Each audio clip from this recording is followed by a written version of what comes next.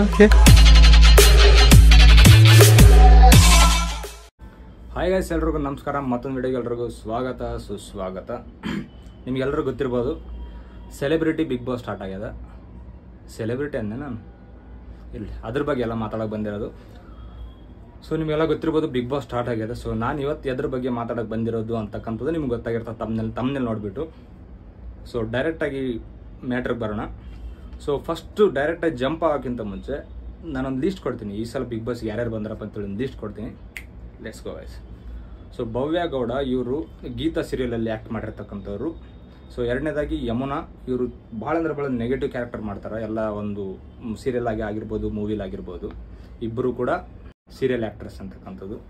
ಶಶಿರ್ ಶಾಸ್ತ್ರಿ ಇವರು ಕೂಡ ಸೀರಿಯಲಲ್ಲಿ ಮಾಡಿರ್ತಕ್ಕಂಥ ನಿಮಗೆಲ್ಲ ಗೊತ್ತಿರ್ತದ ಆಲ್ಮೋಸ್ಟು.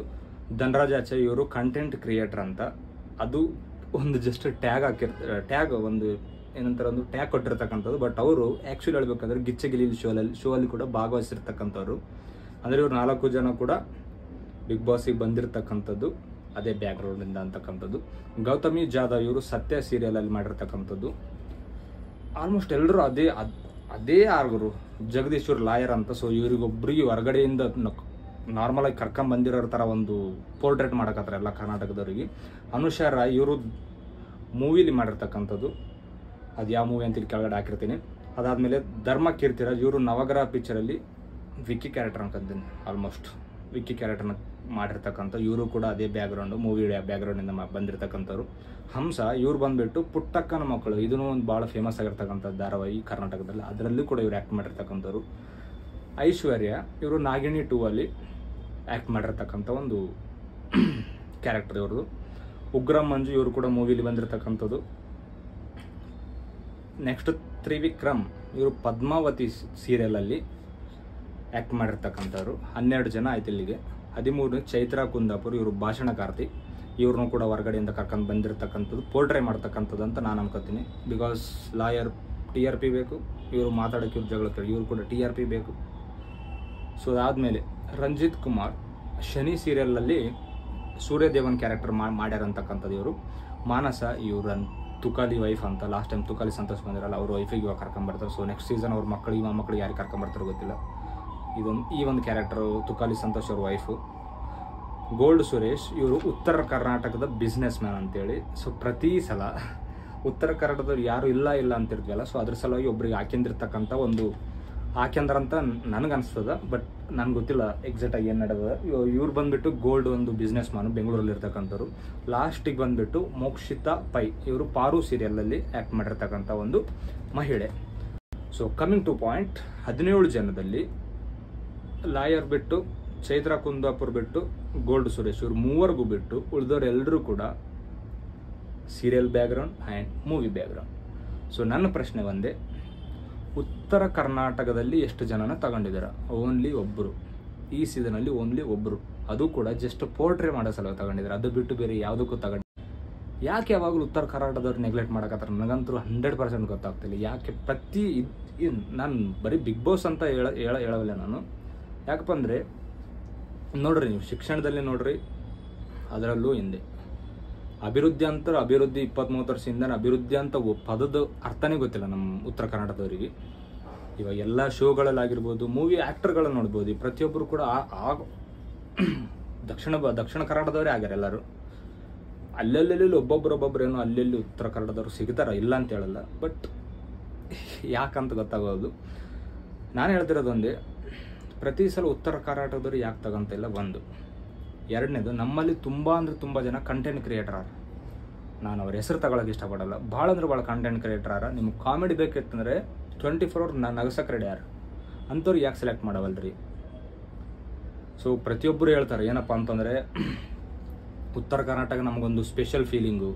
ಉತ್ತರ ಕರ್ನಾಟಕ ಅಂದರೆ ಒಂದು ಬೇರೆ ಪ್ಲೇಸ್ ಆದ ನಮ್ಮ ಹಾರ್ಟ್ನಾಗ.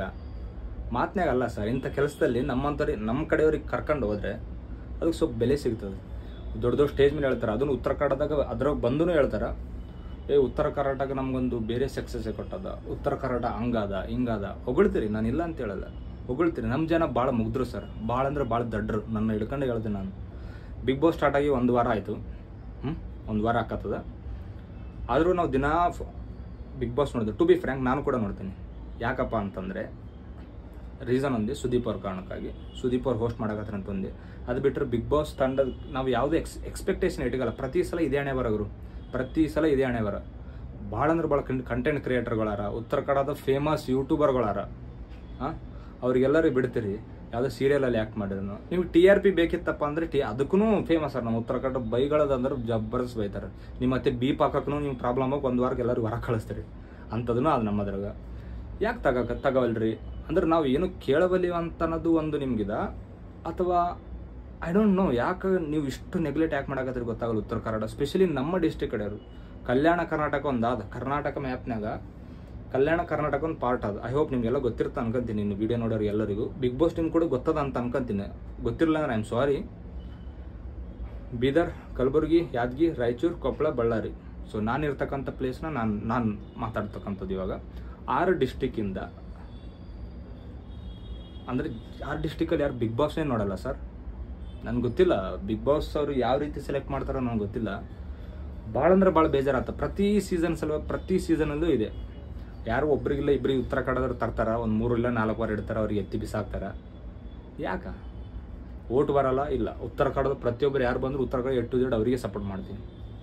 ಓಟನ್ನು ಹೊರಗಡೆ ತೋರಿಸಲ್ಲ ಯಾರಿಗೂ.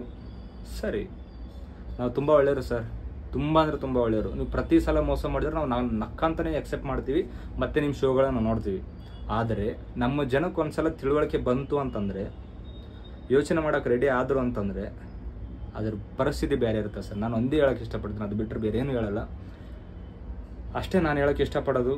ಅಭಿವೃದ್ಧಿಯಲ್ಲೂ ಲಾಸ್ಟು, ಶಿಕ್ಷಣದಲ್ಲೂ ಲಾಸ್ಟು, ಉತ್ತರ ಕರ್ನಾಟಕದಲ್ಲೂ ಲಾಸ್ಟು.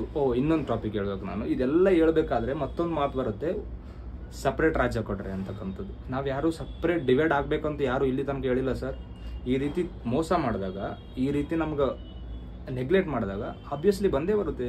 ಹೌದು, ಎಷ್ಟು ಕಂಪ್ನಿಗಳವ ಉತ್ತರ ಕರ್ನಾಟಕದಾಗ ಕಂಪೇರಿಂಗ್ ಟು ಬೆಂಗಳೂರು ಅನ್ಕರಿ, ಬೇರೆ ಕಡೆ ಅನ್ಕೊಳ್ರಿ, ಎಷ್ಟಾವ? ಇಲ್ಲಿಂದ ಅಲ್ಲಿಗೆ ಹೋಗ್ಬೇಕು ಕೆಲಸ ಮಾಡೋಕೆ. ಬಿಡ್ರಿ, ಅಭಿವೃದ್ಧಿ ಅಂದ್ರೆ 20 ವರ್ಷ, ನಾವು ಮೊದಲಿನ 20 ವರ್ಷದಿಂದ ನಮ್ಮ ಕಡೆ ಅಭಿವೃದ್ಧಿ ಅನ್ನೋ ವರ್ಡ್ಗೆ ಮೀನಿಂಗೇ ಗೊತ್ತಿಲ್ಲ ನಮ್ಮ ಜನಕ್ಕೆ. ಅಭಿವೃದ್ಧಿ ಬಿಡ್ರಿ, ಶಿಕ್ಷಣದಾಗ ಎಲ್ಲಿ ಅದ? ಇಲ್ಲ. ರೋಡ್ಗಳ ರೋಡ್ ಅಂದ್ರೆ ಅಭಿವೃದ್ಧಿದಾಗಿ ಬರ್ತದೆ. ಸೊ ಯಾವ್ಯಾವ ಶೋದಲ್ಲಿ ಎಷ್ಟೆಷ್ಟು ಪರ್ಸೆಂಟೇಜ್ ಕೊಡಕತ್ತೀರಿ ಹೇಳ್ರಿ? ಇಲ್ಲಲ್ಲ. ಯಾಕೆ ಸರ್, ಯಾಕೆ ಎಷ್ಟು ಮೋಸ ನಮ್ಮ ಜನಕ್ಕೆ? ಯಾಕೆ ಎಷ್ಟು ಮೋಸ? ಮತ್ತೆಲ್ಲ TRP ಎಲ್ಲ ಬರೋದೇ ನಮ್ಮ ಕಡೆಯಿಂದ. ಮತ್ತೆ ಹೇಳ್ತಾರೆ ಸಿನಿಮಾದವರು ಭಾಳ ಅಂದ್ರೆ ಭಾಳ ರೆಸ್ಪೆಕ್ಟ್ ಇಟ್ರ, ಬೇರೆ ಲೆವೆಲಿಗೆ ಕರ್ಕೊಂಡು ಹೋಗ್ತಾರೆ ಉತ್ತರ ಕನ್ನಡ. ಪ್ರೀತಿ ಹಂಗಿರ್ತದ. ಅವ್ರು ತಿನ್ನೋದಷ್ಟೇ ಜೋಳದ ರೊಟ್ಟಿ ಹಂಗ ಹಿಂಗ ಡೈಲಾಗ್ ಹೊಡಿತೀರಿ. ಅದು ಡೈಲಾಗ್ ನೀವು ನಮ್ಗೆ ಉಬ್ಬಸಕ್ಕೆ ಹೊಡಿತೀರ ಅಂತ ನಮ್ಗೆ ಗೊತ್ತಾಗಿದೆ, ಎಲ್ಲರಿಗೂ ಪ್ರತಿಯೊಬ್ಬರಿಗೂ ಗೊತ್ತಾಗಿದೆ. ಆದರೂ ಕೂಡ ಈಗ ನೀವು ಮಾಡಿರೋ ಥರ ನಾವು ಮಾಡಿದರೆ ನಿಮಗೂ ನಮಗೆ ವ್ಯತ್ಯಾಸ ಇರಲ್ಲ, ಆಯಿತಾ? ಒಂದು ಹೇಳೋಕ್ಕೆ ಇಷ್ಟಪಡ್ತೀನಿ ನಾನು. ಅದಾಯಿತು, ಬಿಗ್ ಬಾಸ್ ಆಯ್ತು, ಎಲ್ಲ ಸೆಲೆಕ್ಟ್ ಆಗಿ ಒಳಗಡೆ ಆಟನೂ ನಡೆಯಕತ್ತದ. ಅವ್ರು ಇವ್ರಿಗೆ ಹೊಡೆದಾಡಕತ್ತಾರೆ, ಅದು ಸೆಕೆಂಡ್ರಿ. ಅದು ದಯವಿಟ್ಟು ಇದು ನನ್ನ ರಿಕ್ವೆಸ್ಟು, ಯಾರ್ಯಾರು ನೋಡೋಕಂದ್ರೆ ಈ ವಿಡಿಯೋ ದಯವಿಟ್ಟು ಉತ್ತರ ಕನ್ನಡದ ಸ್ಪೆಷಲಿ ಯಾರ್ಯಾರು ನೋಡೋಕೋದ್ರೆ ದಯವಿಟ್ಟು ಶೇರ್ ಮಾಡಿರಿ. ಬಿಗ್ ಬಾಸ್ ಅಂತ ಅಷ್ಟೆಲ್ಲ ನಾನು ಪಾಯಿಂಟ್ಔಟ್ ಮಾಡ್ತಿರೋದು. ಪ್ರತಿಯೊಂದು ಶೋಲ್ಲೂ ಕೂಡ ನಮ್ಮವ್ರು ಯಾರಿದ್ದಾರೆ ಒಂದ್ಸಲ ತಿಳ್ಕೊಡ್ರಿ. ಯಾಕೆ ಇಲ್ಲ ಅಂತೇಳಿ ಪ್ರಶ್ನೆ ಮಾಡೋದು ಕಲೀರಿ. ಯಾಕಂದ್ರೆ ನಮ್ಗೆ ಎಲ್ರಿಗೂ ಸ್ವತಂತ್ರ ಅದ, ಪ್ರಶ್ನೆ ಮಾಡೋ ಸ್ವತಂತ್ರ ಎಲ್ರಿಗೂ ಅದು. ಒಂದು ಸಲ ಪ್ರಶ್ನೆ ಮಾಡಿರಿ, ಯಾಕೆ ಬರೋಲ್ರು? ಯಾರ್ಯಾರು ಎಷ್ಟು ಜನ ಬಂದಾರ? ಉತ್ತರ ಕನ್ನಡದ ಎಷ್ಟು ಜನ ಬಂದಾರ? ದಕ್ಷಿಣ ಕನ್ನಡದಿಂದ ಎಷ್ಟು ಟೋಟಲ್ ಎಷ್ಟು ಬಂದಾರ? 70 to 80%, 80 ಅಲ್ಲ 90% ಅನ್ಕೊಂತೀನಿ. 90% ಜನ ಆ ಕಡಿದ್ದವರೇ ಇರ್ತಾರೆ. ಇದರಿಂದ ನಾನು ಯಾರಿಗೂ ನಾನು ಇವ್ರು ಬಂದದ್ದು ವ್ಯಾಲಿಡ್ ಅಲ್ಲ, ಇವ್ರು ಬಂದದ್ದು ಯಾಕೆ ಬಂದಾರ ಅಂತಕ್ಕಂಥ ನಾನು ಪ್ರಶ್ನೆ ಮಾಡೋಕತ್ತಿಲ್ಲ. ನೀವು ಬಂದಿದ್ದೀರಾ, ನೀವು ಕಷ್ಟಪಟ್ಟು ಬಂದಿರ, ಇಲ್ಲ ಅಂತಲ್ಲ.